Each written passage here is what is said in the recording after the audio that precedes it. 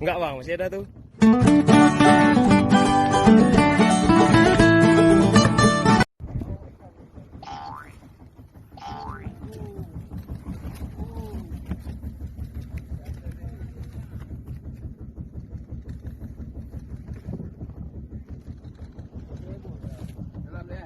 Enggak bang, masih ada tuh.